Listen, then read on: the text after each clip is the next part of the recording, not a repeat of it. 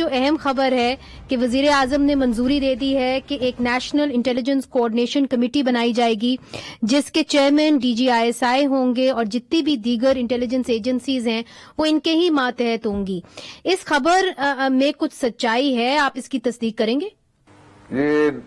Approval یا notification کا تو میرے علم میں نہیں ہے. واٹ آئی نو از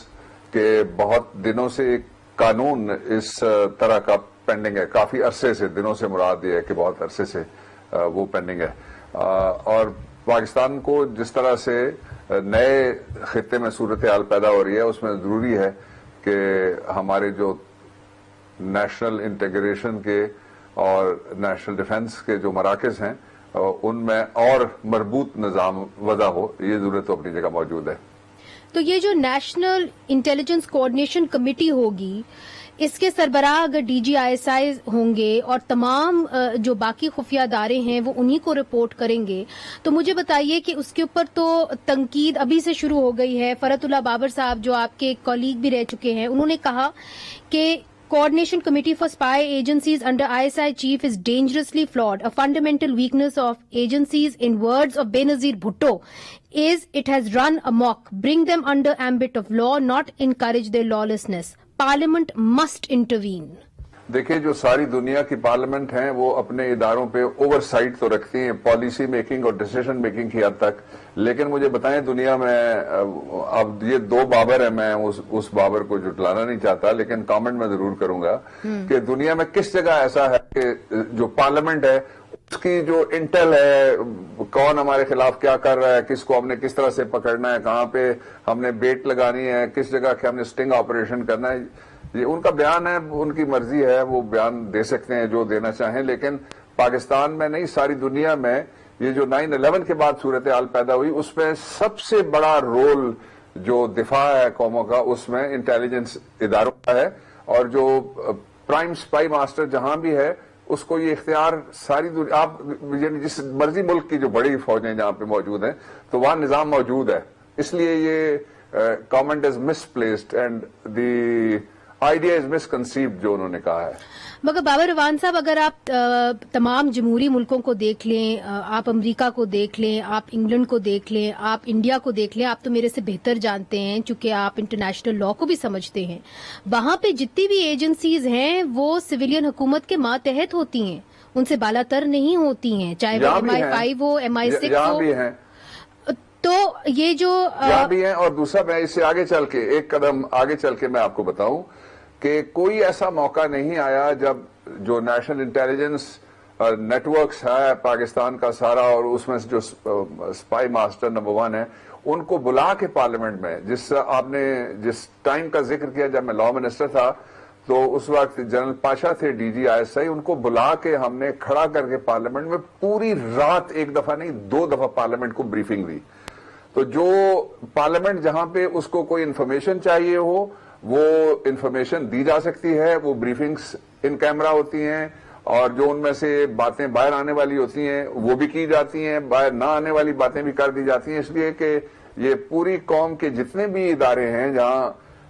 اس بات کا سوال آتا ہے کہ پاکستان میں کون کس طرح سے انٹرسٹڈ ہے تو ایوری بڈی از انفارمڈ. اب پھر دوسرا ایک کمیٹی ہاؤس کی بھی اس کے اوپر موجود ہے جو نیشنل سیکورٹی ہے, نیشنل سیکورٹی کی کیبنٹ کمیٹی بھی موجود ہے, اور یہ ابھی سے نہیں بہت لمبے عرصے سے ہیں, اور کبھی ایسا نہیں ہوا کہ کبھی کوئی ایسا موقع آیا ہو جب فیس آف سوائے ان چند ادوار کے جہاں وزیر اعظم نواز شریف صاحب لڑ پڑتے تھے لوگوں سے, باقی تو کسی جگہ فیس آف پاکستان میں کبھی نہیں ہوا. مگر بابر صاحب جب آپ لا منسٹر تھے پارلیمنٹ کا اور اداروں کا, جب آپ لا منسٹر تھے بینظیر بھٹو صاحبہ کی, بلکہ زرداری صاحب کی حکومت کے اندر, تو تب ایک نوٹیفیکیشن گئی تھی, اور وہ نوٹیفیکیشن یہ تھی کہ IB ISI جتنے بھی ہیں ادارے ان کو ایڈمنسٹریٹو, فائنینشیل اور آپریشنل کنٹرول کے انٹیریئر منسٹری کے ماتحت ہونا چاہیے, اور وہ نوٹیفیکیشن ایک طریقے سے ریورس ہو گئی تھی 24 گھنٹوں کے اندر. تو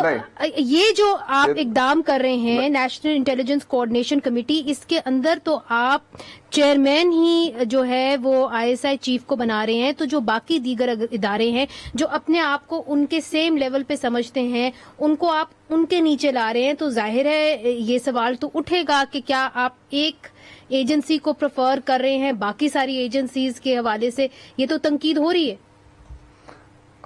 آپ نے بے نظیر صاحبہ کا نام لیا، میں آپ کی والدہ بھی مجھے یاد آ گئی ہیں، جو جنرل درانی نے ایک رپورٹ دی تھی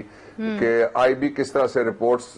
تیار کرتی تھی جب ہم اپوزیشن کرتے تھے اس وقت. آج کل جو ہمارے دوست پیپلز پارٹی والے ہیں، ان کے جو very dear darling, very close to their heart and soul, Nawaz Sharif صاحب اینڈ فیملی، تو اس کا تو میرا بھی نام تھا، آسما جہانگیر کا بھی نام تھا، اس میں چیف جسٹس اس وقت کا اس کا بھی نام تھا کہ ٹیلی فون ان کے سب کے یہ ٹیپ ہوتے ہیں. اس لیے وہ جو ایک پولیٹیکل ڈسپنسیشن، ایک جو سویلین انٹیلیجنس ایجنسی ہے اس کو بنا کے رکھ دینا، میرے خیال میں وہ ملک کے مفاد میں نہیں ہے. اور جو آخری کامنٹ میں اس پہ کرنا چاہوں گا وہ یہ ہے کہ جب بھی کوئی ایسا کام ہوتا ہے جس کے ذریعے سے پاکستان میں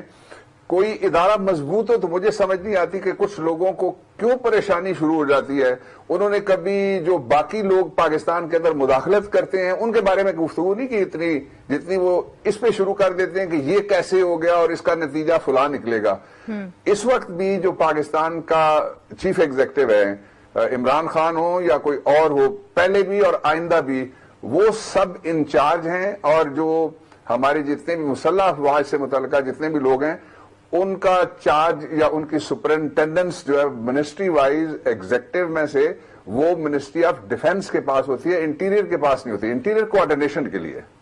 اچھا، تو آپ یہ کہہ رہے ہیں کہ یہ ان دا پائپ لائن تھا اور یہ شاید آنے والے دنوں میں نیشنل انٹیلیجنس کوآرڈینیشن کمیٹی جو ہے یہ فعال ہو جائے؟ میں نے کہا کہ مجھے معلوم نہیں ہے ایگزیکٹلی، لیکن یہ مجھے پتا ہے کہ قانون ایک کافی عرصے سے وہ پینڈنگ تھا، یہ مجھے پتا ہے. اچھا، آگے بڑھتے ہیں جی. سینٹ کے حوالے سے بھی